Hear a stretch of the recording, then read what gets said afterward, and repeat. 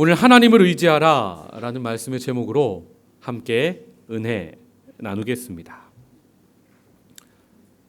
슈레시파드 마나반이라는 인도 사람이 쓴 책 돈에 관한 완벽한 사용 설명서에 나오는 이야기입니다. 삶의 고난으로 불평하던 딸이 어머니와 대화한 내용이 기록되어 있습니다. 딸은 자신의 인생이 얼마나 힘든지 엄마께 늘어놓았고 자기는 이제 모든 것을 포기하고 싶다고 이야기합니다. 어머니는 딸을 주방으로 데려간 뒤에 3개의 냄비에 물을 채웠습니다. 그리고 각 냄비에 당근, 계란, 커피를 넣고 말없이 끓입니다. 시간이 흘러 어머니는 당근, 계란, 커피를 그릇에 담아 딸에게 묻습니다. 딸아, 뭐가 보이니? 당근이랑 계란이랑 커피요. 어머니가 다시 묻습니다. 그런데 이것이 지금 어떻게 되었니? 딸이 대답합니다. 당근은 물렁해지고 계란은 단단해지고 커피는 깊은 향기가 되었어요. 어머니가 말합니다. 당근, 계란, 커피가 뜨거운 물이라는 똑같은 고난을 통과했는데 당근은 약해지고 달걀은 딱딱해지고 커피는 뜨거운 물 자체를 향기롭게 변화시켰잖니. 고난이 찾아왔을 때 너의 반응은 약해지는 것이니 딱딱하게 굳어지는 것이니 아니면 커피처럼 역경과 더불어 너를 아름다운 향기로 변화시키는 것이니 하였답니다. 이처럼 우리 사람들이 고난에 반응하는 것을 보면 크게 3가지 타입으로 나눌 수 있는 것 같습니다. 당근 타입, 계란 타입, 커피 타입입니다. 약해지는 타입, 마음이 강팍하고 악해지는 타입, 그리고 향기가 되는 타입이지요. 하나님은 우리 성도가 고난을 통하여 그리스도의 향기를 바라기를 원하십니다. 시편 119편 71절에는 시편의 기자가 이렇게 노래합니다. 고난당한 것이 내게 유익이라. 이로 말미암아 내가 주의 율례들을 배우게 되었나이다. 아멘. 이처럼 우리 그리스도인은 고난을 통해 하나님의 말씀이 이루어지는 것을 배우게 됩니다. 그래서 고난을 하나님과 동행하며 잘 통과한 성도는 그리스도의 향기가 나와서 주변 사람들을 행복하게 만듭니다. 당근 같은 성도는 약해져서 그 자리에 주저앉고 믿음을 잠시 포기하지요. 계란 같은 성도는 마음이 단단해지고 강팍해져서 더 나아가 말씀이 전혀 들어가지 않는 콘크리트 밭이 되는 것도 봅니다. 우리는 인생의 어려움을 어떻게 통과하고 있습니까? 우리는 오늘 사무엘상 27장, 28장에서 하나님을 떠나 세상을 의지하는 다윗과 사울을 봅니다. 그 둘의 모습을 보고 우리의 모습은 어떠한지 돌아보고 다시 하나님을 의지하는 그런 우리가 되기를 주님의 이름으로 축복합니다. 먼저 오늘 다윗은 고난 앞에서 어떻게 반응합니까? 27장 1절과 2절의 말씀. 다윗이 그 마음에 생각하기를 내가 후일에는 사울의 손에 붙잡히리니 블레셋 사람들의 땅으로 피하여 들어가는 것이 좋으리로다. 사울이 이스라엘 온 영토 내에서 다시 나를 찾다가 단념하리니 내가 그의 손에서 벗어나리라 하고 다윗이 일어나 함께 있는 사람 600명과 더불어 가드 왕 마옥의 아들 아기스에게로 건너가니라. 오늘 본문의 다윗은 블레셋 가드 왕 아기스에게로 다시 도망합니다. 전에 한번 죽을 뻔했는 경험이 있는데도 다시 갈 만큼 이제 이스라엘에는 자신이 있을 곳이 없다고 느꼈던 것 같습니다. 전에는 자기 혼자 가서 죽을 뻔했는데 이제 600명 군대를 데리고 가니까 가드왕 아기스가 좋아서 이제는 다윗을 받아주는 걸 봅니다. 여러분, 다윗이 이스라엘을 떠났다는 것, 블레셋으로 갔다는 게 그 당시에는 정확히 어떤 의미입니까? 3000년 전의 고대 사람들은 각 나라마다 땅마다 다스리는 신이 따로 있었습니다. 블레셋은 바알이 다스리고 이스라엘은 야훼 하나님이 다스린다고 생각했습니다. 이런 맥락에서 다윗이 이스라엘을 떠난다는 것은 이제 하나님을 잠시 떠난다는 것을 의미합니다. 그래서 다윗이 처음 사울에게 쫓겨 도망자 신세가 되었을 때 갓 선지자가 나타나 다윗에게 너는 무슨 일이 있어도 유다 땅에 남아라 말씀했던 겁니다. 그런데 사울의 위협 속에서도 지금까지 정말 잘 버티던 다윗이 오늘은 그만 당근처럼 무르고 약해져서 하나님이 아닌 세상을 의지하는 것을 봅니다. 이유가 무엇입니까? 많은 이유가 있겠지만 그 중에 몇 가지를 살펴보면 성경학자들이나 목회자들은 먼저 사무엘의 죽음을 이야기합니다. 사무엘은 다윗의 영적 멘토입니다. 거기다 다윗이 왕이라는, 하나님이 선택한 사람이라는 기름 부음 사건의 제1보증인이었습니다. 그런데 사무엘이 죽고 나니 이제 아무도 다윗 자신을 왕으로 인정하는 세력이 없는 겁니다. 이 일로 다윗의 마음이 정말 힘들었던 것 같습니다. 실제로 나발 때문에 사무엘상 25장에 보면 그가 화가 나서 크게 실수하죠. 그게 언제입니까? 사무엘이 죽고 나서였습니다. 이런 것을 보면 다윗이 계속 마음으로 기대고 의지했던 사무엘이 없는 것이 그가 이스라엘을 떠나는, 하나님을 떠나는 큰 계기가 되었던 것 같습니다. 우리도 마찬가지죠. 사람들이 교회를 언제 떠납니까? 자신이 의지하던 목회자가 은퇴하거나 떠나거나 혹은 자신을 밀어주던 세력이 없다고 느끼거나 혹은 자신과 친했던 사람들이 교회를 떠나면 본인도 더 이상 교회에 있을 곳이 없다고 느끼고 결국 교회를 떠나는 사람들을 보게 됩니다. 거기다 더해 사울은 지금 이스라엘에서 시퍼렇게 살아서 다윗 자신을 찾아 죽인다고 더욱 활개를 치고 있습니다. 자기가 죽일 수 있는데도 2번이나 살려주었는데 이제는 소용이 없습니다. 거기다 그런 사울을 등에 업고 다윗이 도망다니는 곳마다 어디 있다고 고자질하던 사람들이 유다 땅에 있었습니다. 10사람들이 2번이나 그랬고 또 자신이 블레셋 사람들에게서 구해줬던 그일랏 사람들도 다윗을 배신하였죠.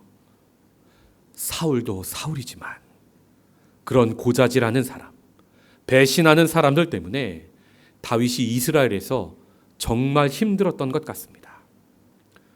거기다 더욱 중요한 이유가 하나 있는데 그것이 오늘 본문 3절에 기록돼 나옵니다. 3절의 말씀을 같이 읽겠습니다. 다윗과 그의 사람들이 저마다 가족을 거느리고 가드에서 아기스와 동거하였는데 다윗이 그의 두 아내 이스라엘 여자 아히노암과 나발의 아내였던 갈멜 여자 아비가일과 함께 하였더니. 아멘. 사람이 언제 뜨거운 물속 당근처럼 약해집니까? 지켜야 할 가족이 생기면 약해집니다. 이제 다윗도 600명 군사도 나이가 점점 들었던 겁니다. 그래서 아내도 생기고 지켜야 할 가족도 생기고 자식도 생기고 더 이상 위험을 무릅쓰고 싶지가 않은 겁니다. 저도 목회하다 이런 상황을 가끔 보았습니다.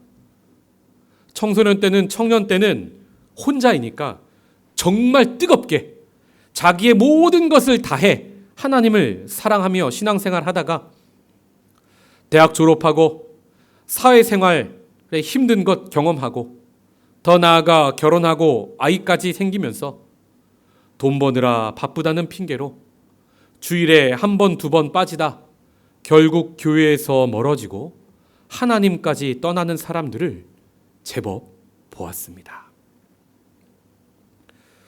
유다 땅에 남아있으라는 하나님 말씀을 지키다가 내가 사랑하는 부하, 내가 사랑하는 두 아내를 잃어버리면 어떡하지? 이런 두려운 마음에 한없이 약해져 다윗이 그만 하나님을 떠나는 겁니다. 다윗의 이런 결정은 처음에는 그가 그토록 원하는 안정을 가져다 주는 것처럼 보입니다. 4절의 말씀을 보시면 다윗이 가드에 도망한 것을 어떤 사람이 사울에게 전하매 사울이 다시는 그를 수색하지 아니하니라. 아멘. 내가 그동안 뭐하러 힘들게 말씀 지키며 그 땅에서 살았던 거지? 하는 생각이 다윗에게 들지 않았을까요? 우리도 신앙 안에서 말씀 붙들고 주일 예배 열심히 드리고 봉사하고 헌금하고 하다가 잠시 그것 떠나서 세상으로 가면 처음에는 너무 좋습니다. 주일에 놀러도 갈 수 있고 가족들 맛있는 거 먹일 수 있고 봉사 안 하니까 이제 좀 개인 취미 생활도 할 수 있을 것 같고 하나님이 아닌 세상이 더 큰 안정, 더 큰 쾌락을 주는 것만 같습니다. 그런데 성도 여러분, 그것은 잠시입니다. 그 안정은 가짜라는 것이 바로 밝혀지는 것을 봅니다. 8절부터 10절의 말씀을 보시면 다윗과 그의 사람들이 올라가서 그술 사람과 기르스 사람과 아말렉 사람을 침노하였으니 그들은 옛적부터 술과 애굽 땅으로 지나가는 지방의 주민이라. 다윗이 그 땅을 쳐서 남녀를 살려두지 아니하고 양과 소와 나귀와 낙타와 의복을 빼앗아 가지고 돌아와 아기스에게 이르매 아기스가 이르되 너희가 오늘은 누구를 침노하였느냐 하니 다윗이 이르되 유다 네겝과 여라무엘 사람의 네겝과 겐 사람의 네겝이니이다 하였더라. 여러분, 다윗은 아기스 왕이 주는 안정을 유지하기 위해서요 아기스 왕에게 전리품을 바쳐야 했던 겁니다. 그래서 이방 지역을 침투하여 사람들을 죽이고 양과 소와 나귀와 낙타와 의복을 빼앗아 아기스에게로 가져옵니다. 그래서 아기스가 오늘은 어디를 공격했냐 물으면 다윗이 거짓말로 자신의 조국 유다를 공격해서 빼앗아 왔다고 거짓말을 해서 그의 신임을 얻어야만 했던 겁니다. 그리고 자기의 거짓말이 탄로 날까 봐 자기가 공격했던 이방 지역의 사람은 모조리 죽여야 했습니다. 이처럼 세상을 의지하면 처음에는 하나님보다 무언가 대단한 안정이 주어지는 것 같습니다. 그러나 그 세상이 준 안정을 유지하려다 더 바빠지고 더 악해지고 나중에는 평안을, 안정을 잃어버리는 것을 봅니다. 점점 세상의 논리대로 살아야 하고 폭력과 거짓 같은 세상의 방법을 따르게 되는 다윗을 보게 됩니다. 여러분, 다윗은 앞으로 세상의 한복판에서 하나님 나라를 세우고 하나님 나라의 왕이 될 사람입니다. 그런데 그가 처자식을 지킨다고 사람을 죽입니다. 거짓말을 해야만 합니다. 이런 다윗의 모습이 사울과 다를 것이 무엇입니까? 이처럼 하나님을 떠나면, 소명을 떠나면 행복이 아니라 더 큰 불행이 찾아오는 것을 봅니다. 더 안타까운 것은 본문 7절에 나옵니다. 같이 읽겠습니다. 다윗이 블레셋 사람들의 지방에 산 날수는 1년 4개월이었더라. 이 말이 무슨 말입니까? 1년 4개월 뒤에 하나님의 구원이 임하여 다윗이 이스라엘로 돌아왔다는 말씀입니다. 다윗이 이스라엘에서 1년 4개월만 더 버텼다면 사울은 전쟁에서 죽게 되고 다윗이 왕이 될 수 있었다는 말입니다. 여러분, 다윗이 10년 정도 광야 생활을 했는데 8년을 그렇게 잘 견뎠는데 마지막 2년을 견디지 못하여 이런 흑역사를 만들었던 겁니다. 사무엘상 27장에는 다윗의 이런 모습 때문인지 하나님이라는 단어가 눈을 씻고 찾아보아도 보이지 않습니다. 또 다윗이 하나님께 기도했다거나 혹은 하나님께서 다윗에게 말씀하셨다는 본문이 27장에는 보이지를 않습니다. 저는 27장에서 하나님의 침묵이 보이고 그 침묵 속에서 하나님이 안타까워하시는 것이 느껴집니다. 하나님은 침묵하시지만 후에 다윗에게 이런 말씀을 하십니다. 역대상 22장 8절의 말씀을 함께 읽어보겠습니다. 여호와의 말씀이 내게 임하여 이르시되 너는 피를 심히 많이 흘렸고 크게 전쟁하였느니라. 네가 내 앞에서 땅에 피를 많이 흘렸은즉 내 이름을 위하여 성전을 건축하지 못하리라. 아멘. 원래 하나님의 계획은 다윗이 왕이 되어 성전을 건축하는 것입니다. 그런데 하나님은 이때 다윗이 무고한 자의 피를 흘린 것을 잊지 않으시고 성전을 건축하는 것을 막으신 겁니다.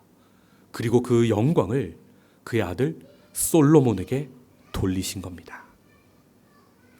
이처럼 우리가 하나님을 떠나 세상을 의지하면 하나님은 바로 책망하시거나 바로 치지 않으세요. 다만 너무 아파하시고 안타까워하시는 걸 봅니다. 그런 하나님의 안타까움이 로마서 8장 26절에 기록되어 있습니다. 함께 읽겠습니다. 이와 같이 성령도 우리의 연약함을 도우시나니 우리는 마땅히 기도할 바를 알지 못하나 오직 성령이 말할 수 없는 탄식으로 우리를 위하여 친히 간구하시느니라. 아멘.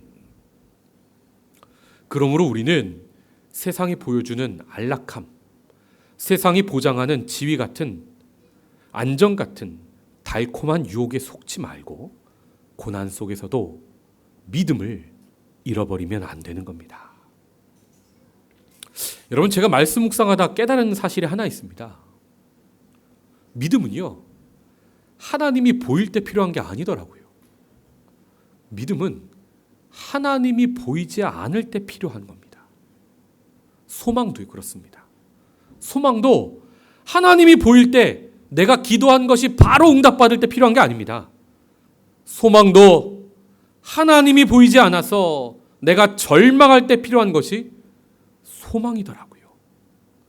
그래서 바울 사도가 믿음, 소망, 사랑 그 중에 제일은 사랑이라 하였는데 이 말이 믿음과 소망이 필요 없다는 말이 아니라 또 믿음과 소망이 사랑보다 열등하거나 가치가 낮다는 게 아닙니다. 하나님의 나라 천국이 임하면 믿음, 소망은 더 이상 필요가 없다는 말이에요. 하나님이 눈앞에 보이는데 무슨 믿음이 필요합니까? 하나님이 다스리는 게 우리 눈앞에 펼쳐지는데 말입니다. 또 하나님의 나라가 임하면 무슨 소망이 필요합니까? 우리가 그곳에서 무슨 기도를 하겠습니까? 그때는 우리의 참 소망이신 예수 그리스도가 우리와 함께 하시는데 말입니다. 이처럼 믿음도 소망도 하나님 나라가 이 땅에 온전히 임하면 필요가 없는 겁니다. 오직 사랑만 남는 겁니다. 그러나 지금은 하나님의 나라가 그분의 통치가 아직 다 온전히 임하지는 않은 시기입니다. 그래서 우리 삶에 고난도 있어서 믿음도 소망도 바로 이때에 필요하다 이 말입니다. 이렇게 27장에 뜨거운 물속의 당근처럼 약해져서 믿음도 잃고 하나님 떠나 세상을 잠시 의지하는 다윗을 우리가 보고 있고 28장으로 가면 계란처럼 뭔가 점점 딱딱해지고 하나님 말씀이 들어가지 않을 정도로 악해지는 사울을 보게 됩니다.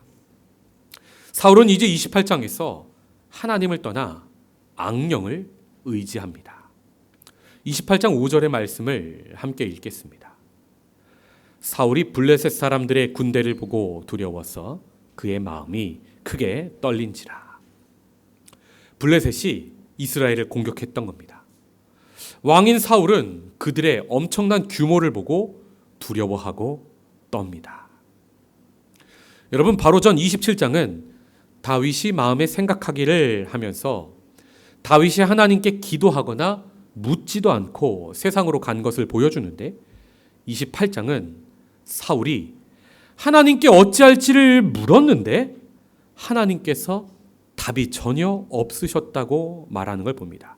6절의 말씀을 보시면 사울이 여호와께 묻자오되 여호와께서 꿈으로도 우림으로도 선지자로도 그에게 대답하지 아니하시므로. 하나님이 사울에게 전에 여러 차례 말씀을 하셨는데도 사울이 순종하지 않았죠. 하나님 뜻이 아니라 자기 뜻대로 다윗을 죽이려 했죠. 여러분, 이런 사람에게는요, 이제 하나님이 전혀 말씀하지 않으세요. 아무리 기도해도, 아무리 말씀을 보고 예배를 드려도 그 어떤 하나님의 계시가 임하지를 않는 겁니다. 우리도 마찬가지입니다. 삶에서 이미 주신 말씀, 이미 깨달은 뜻에 순종하지 않거나 마음에 계속 누군가를 사랑하는 게 아니라 미워하면 더 이상 우리의 예배에 감동이 사라지고 하나님께서 주시는 영감이 끊어지는 것을 보게 됩니다. 본문의 꿈, 우림, 선지자는 구약시대에 하나님께서 본인의 음성을 들려주시던 방법이었습니다. 하나님께서 직접 꿈에 나타나셔서 말씀하시거나, 혹은 우림은 제사장 가슴에 넣고 다니던 두 돌인데 뜻을 알려주실 때 A입니까 B입니까 할 때 알려주시던 것이고, 선지자는 하나님의 말씀을 대신 전하던, 대언하던 사람이지요. 그런데 사울이 계속 순종하지 않고 회개하지 않자 이제는 그 어떤 방법으로도 지금 눈앞에 적 블레셋을 이길 방법을 알려주시지를 않는 겁니다. 여러분, 이 전쟁이요, 어떤 전쟁이냐면 이 전쟁에서 사울이 지다가 자결합니다. 그리고 다윗이 왕이 되게 되는 겁니다. 하나님이 전쟁에서 이길지 어떻게 이겨야 할지를 알려주시지 않자 사울은 조급함의 마음이 단단해지고 강팍해집니다. 그래서 신접한 여인 무당을 찾아갑니다. 7절과 8절의 말씀입니다. 사울이 그의 신하들에게 이르되 나를 위하여 신접한 여인을 찾으라. 내가 그리로 가서 그에게 물으리라 하니 그의 신하들이 그에게 이르되 보소서 엔돌에 신접한 여인이 있나이다. 사울이 다른 옷을 입어 변장하고 두 사람과 함께 갈새. 그들이 밤에 그 여인에게 이르러서는 사울이 이르되 청하노니 나를 위하여 신접한 술법으로 내가 너에게 말하는 사람을 불러올리라. 여러분, 우리 하나님의 백성 성도들이 언제 하나님을 떠나고 이단이나 사이비 같은 종교에 빠지게 됩니까? 지금 자기는 급해요.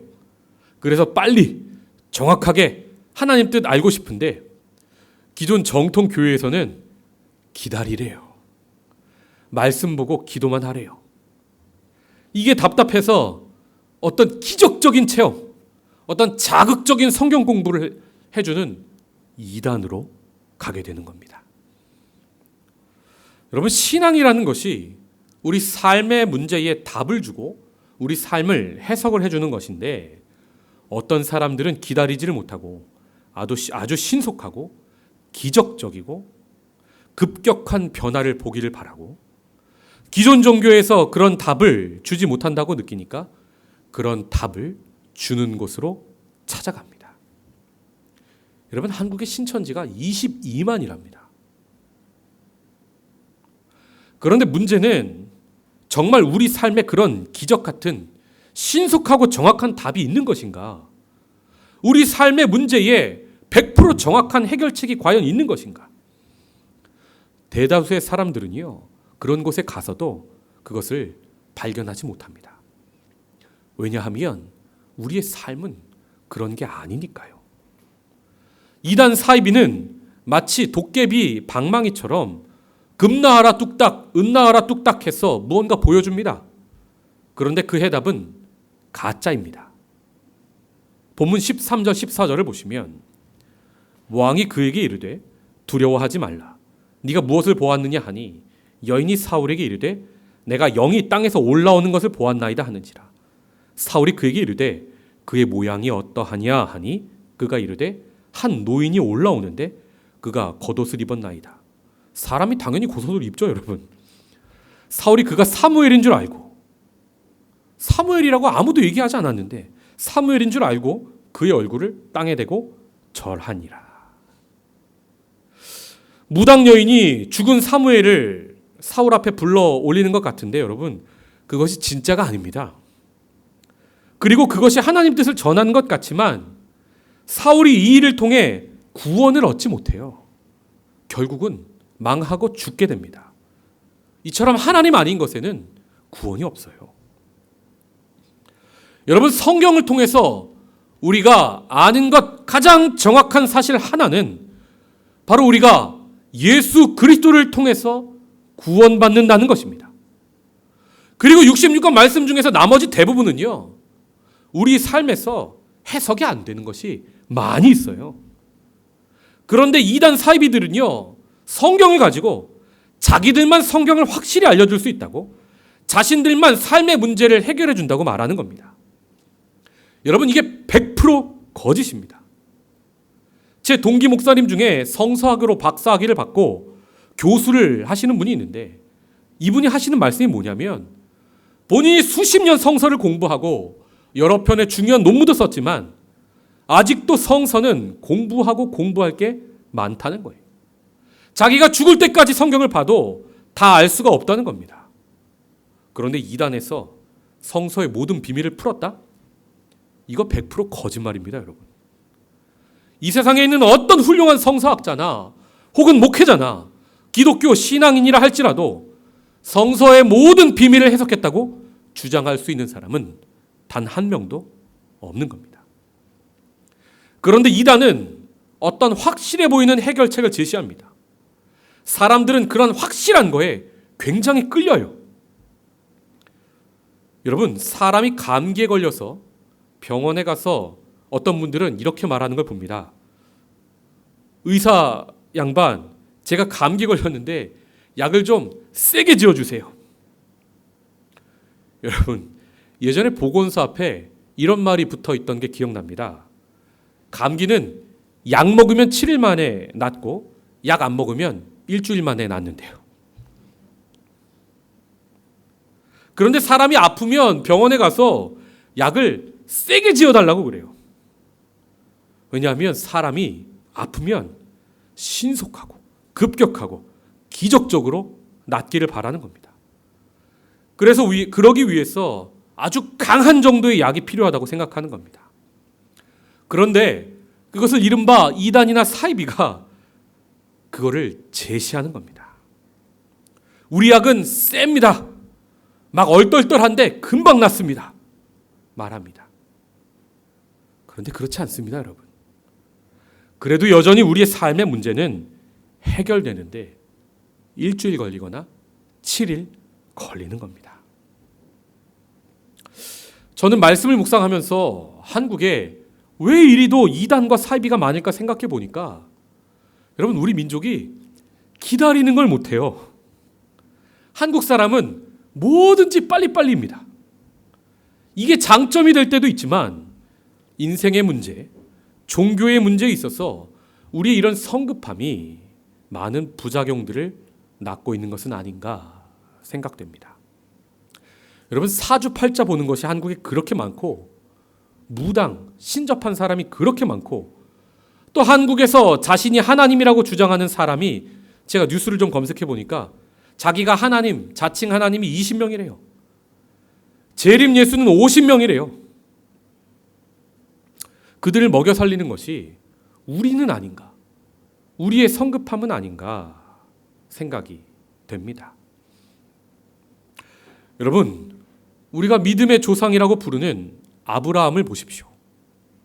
하나님께서 그에게 맨 처음 하신 말씀이 내가 너에게 보여줄 땅으로 가라 였습니다. 우리 믿음의 조상도 다 알지 못하고 다 보지 못하고 출발했다는 말입니다. 또 그가 부르신 땅에서 언제 가나안을 주실지, 또 언제 아들 이삭은 태어날지, 자신은 또 언제 죽을지 하나도 모르고 그저 기다렸습니다. 신앙은 이처럼 기다림입니다. 심지어 그가 더 이상 기다리지 못하고 86세에는요 하가를 통해 이스마엘을 얻죠. 여러분, 이 잘못으로 무려 13년간이나 예배드려도 하나님 음성을 듣지 못합니다. 무려 99세 되어서야 그가 하나님의 음성을 듣게 되고 100세 되어서야 아들을 얻는 걸 봅니다. 그가 13년 동안이나 가나안 땅에서 하나님 음성을 듣지 못하면서도 그저 묵묵히 기다렸다는 말입니다. 오늘 본문의 사울은 블레셋이 쳐들어오자 두려움에 빠지고 마음이 조급해집니다. 그 조급함이 하나님 아닌 악한 영까지 의지하게 만들었던 겁니다. 그가 만약 그 두려움 앞에서, 그 조급함 앞에서 하나님 앞에 회개했으면 어땠을까요? 자비롭고 인자하시고 노하기를 더디하시는 하나님께서 마지막 기회를 다시 그에게 주지 않으셨겠습니까? 저는 본문을 읽으며 그런 상상을 해봅니다. 오늘 우리는 사무엘상 27, 28장을 통해 고난 중에 하나님 아닌 것을 의지하는 다윗과 사울을 봅니다. 나이 드니까 가족이 생기고 그렇게 지켜야 할 것이 점점 많아지자 그만 마음이 약해져 하나님 떠나 세상을 의지하는 다윗. 블레셋이 쳐들어오자 마음이 조급해져 악한 영을 의지하는 사울. 우리도 이처럼 인생의 문제 앞에서 하나님을 떠나는 사람들을 봅니다. 하나님이 아닌 세상을 의지하고 하나님 아닌 다른 구원의 길을 찾아 나서는 사람들. 우리가 그런 사람이 되지 않기를 원합니다.